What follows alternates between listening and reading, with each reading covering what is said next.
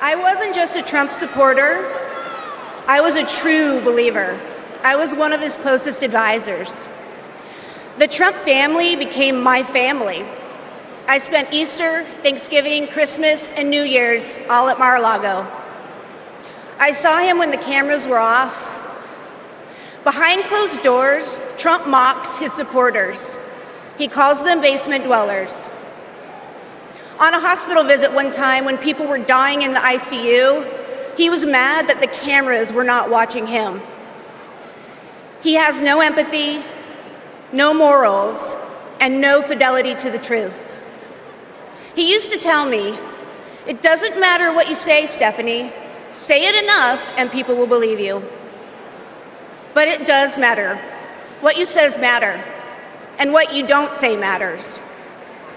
On January 6th, I asked Melania if we could at least tweet that while peaceful protest is the right of every American, there's no place for lawlessness or violence. She replied with one word: no. I became the first senior staffer to resign that day. I couldn't be part of the insanity any longer. When I was press secretary, I got skewered for never holding a White House briefing. It's because, unlike my boss, I never wanted to stand at that podium and lie. Now here I am, behind a podium, advocating for a Democrat. And that's because I love my country more than my party. Kamala Harris tells the truth. She respects the American people, and she has my vote. And Democrats, I've had the privilege for over 20 years to see that future taking shape with a star in Alameda courtroom by the name of Kamala Harris. I saw that star fighting for criminal justice, racial justice, economic justice, social justice. I saw that star get even brighter as Attorney General of California, as a United States Senator, and as Vice President of the United States of America. Kamala Harris has always done the right thing. A champion for voting rights, civil rights, LGBTQ rights, the rights for women and girls. So Democrats and independents, it's time for us to do the right thing, and that is to elect Kamala Harris as the next president of the United States of America. California, we proudly cast our 482 votes for the next president, Kamala Harris. Good evening, Milwaukee.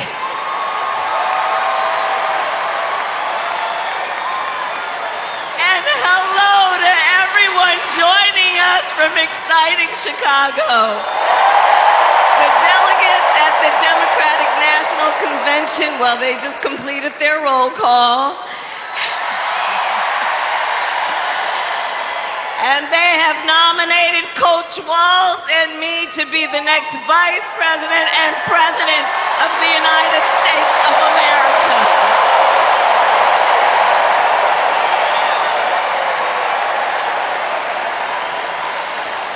And I thank everyone there and here for believing in what we can do together. We are so honored to be your nominees. This is a people-powered campaign, and together we will chart a new way forward. Friends, we're here to talk about one thing: tomorrow, and building a better tomorrow for all Americans. This November, we can choose a brighter, a fairer, a freer future, or we can relive the dark night of Trump's American carnage. And let me tell you what else we must do. We need to join the rest of the industrialized world and guarantee health care to all people as a human right, not a privilege. Illinois' presidential pedigree is unmatched, And given that Vice President Kamala Harris spent some of her early life right here, I speak for the entire Illinois delegation when I say we claim her too.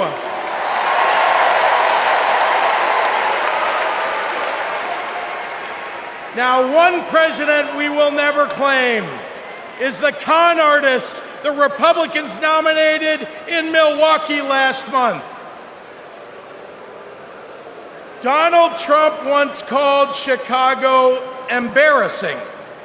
To quote a great Chicagoan who won 6 world championships on these very grounds, we take that personally.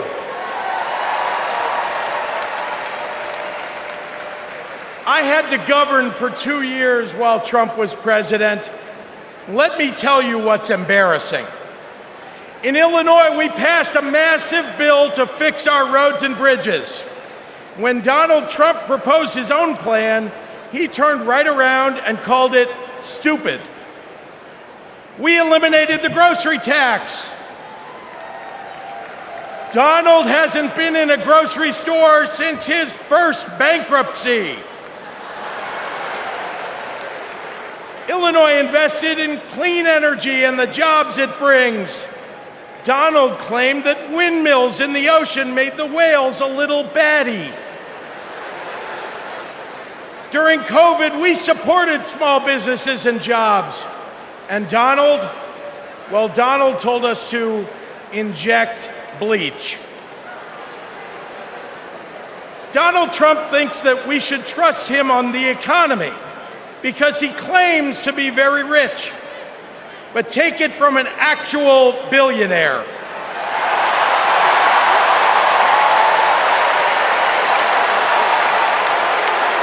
Trump is rich in only one thing: stupidity. My mother is the only person in the whole world who thinks Kamala is the lucky one for marrying me. And to Kamala, who, well, we just saw where she is. She's out on the trail, listening to and talking with voters. Honey, I can't wait for you to come back to Chicago because we're having a great time here.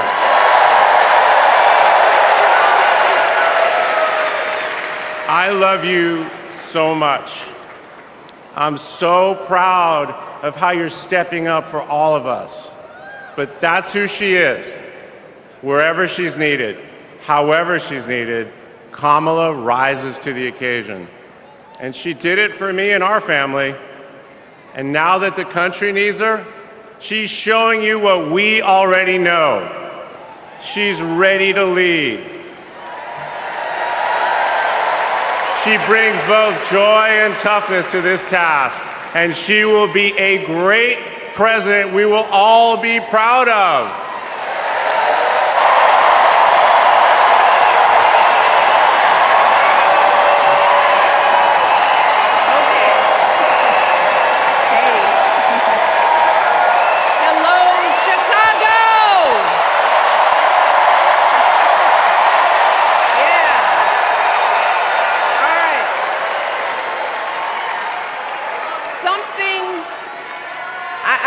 Something wonderfully magical is in the air, isn't it? Yeah. You know, we're feeling it here in this arena, but it's spreading all across this country we love. A familiar feeling that's been buried too deep for far too long. You know what I'm talking about. It's the contagious power of hope. The anticipation, the energy, the exhilaration of once again being on the cusp of a brighter day. The chance to vanquish the demons of fear, division, and hate that have consumed us and continue pursuing the unfinished promise of this great nation, the dream that our parents and grandparents fought and died and sacrificed for. America, hope is making a comeback.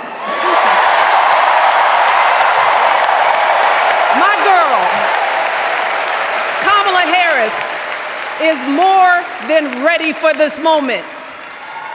She is one of the most qualified people ever to seek the office of the presidency. And she is one of the most dignified. A tribute to her mother, to my mother, and to your mother too. The embodiment of the stories we tell ourselves about this country. Her story is your story. It's my story. It's the story of the vast majority of Americans trying to build a better life. Look, Kamala knows, like we do, that regardless of where you come from, what you look like, who you love, how you worship, or what's in your bank account, we all deserve the opportunity to build a decent life. All of our contributions deserve to be accepted and valued. Chicago! It's good to be home. It is good to be home, and I don't know about you, but I'm feeling fired up.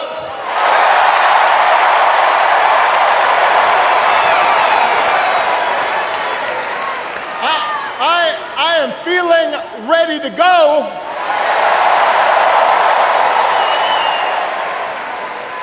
Even if I am the only person stupid enough to speak after Michelle Obama.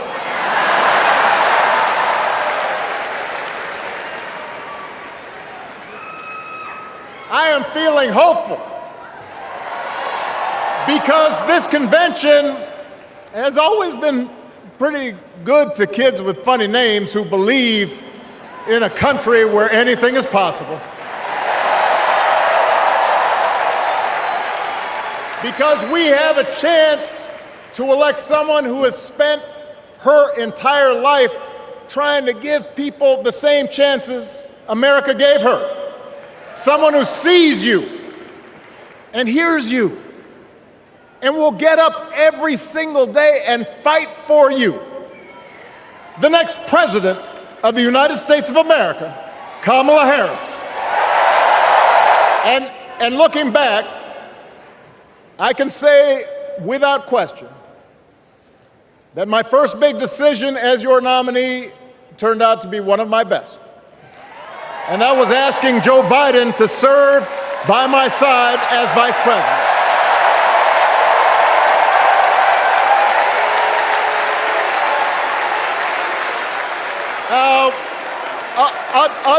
Other than some common Irish blood, Joe and I come from different backgrounds, but we became brothers.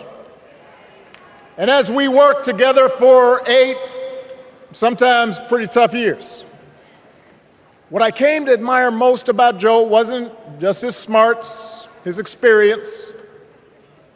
It was his empathy and his decency. And make no mistake, it will be a fight. For all the incredible energy we've been able to generate over the last few weeks, for all the rallies and the memes, this will still be a tight race in a closely divided country. A country where too many Americans are still struggling.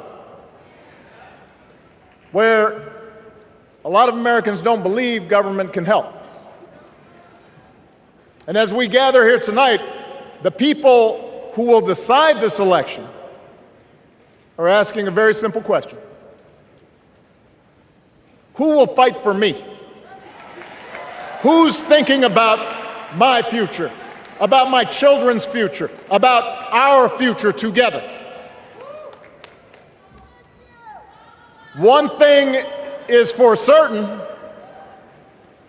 Donald Trump is not losing sleep over that question.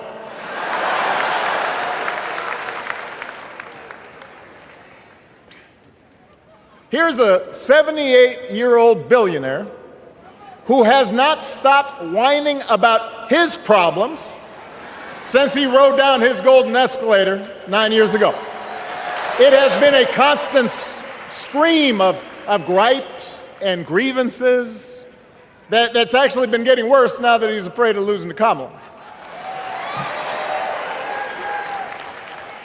There's the childish nicknames, the crazy conspiracy theories, this weird obsession with crowd sizes.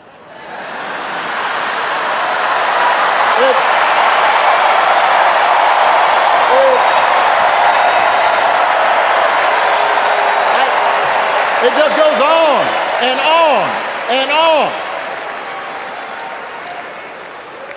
The other day I heard someone compare Trump to the neighbor who keeps running his leaf blower outside your window every minute of every day.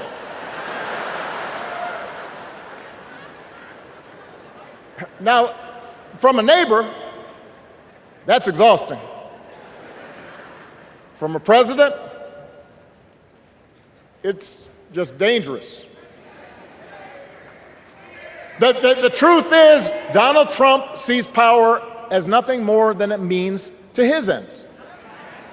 He wants the middle class to pay the price for another huge tax cut that would mostly help him and his rich friends. He killed a bipartisan immigration deal written in part by one of the most conservative Republicans in Congress that would have helped secure our southern border because he thought trying to actually solve the problem would hurt his campaign. He doesn't. Do not boo. Vote.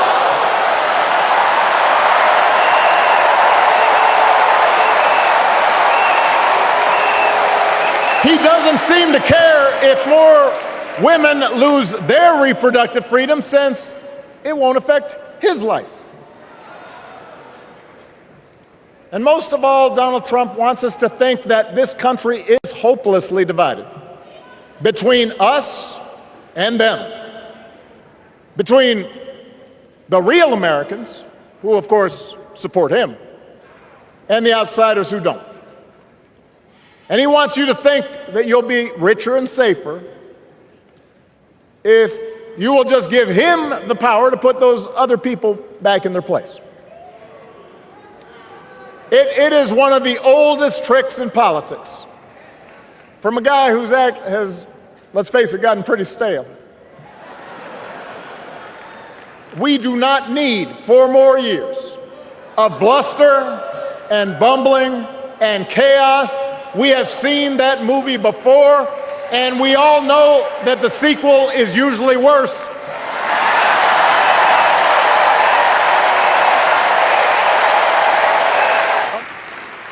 That sense of mutual respect has to be part of our message. Our politics have become so polarized these days that all of us across the political spectrum seem so quick to assume the worst in others, unless they agree with us on every single issue. We start thinking that the only way to win is to scold and shame and out-yell the other side. And after a while, regular folks just tune out, or they don't bother to vote. Now, that approach may work for the politicians who just want attention and thrive on division, but it won't work for us. As much as any policy or program, I believe that's what we yearn for. A return to an America where we work together and look out for each other. A restoration of what Lincoln called, on the eve of Civil War, our bonds of affection. An America that taps what he called the better angels of our nature.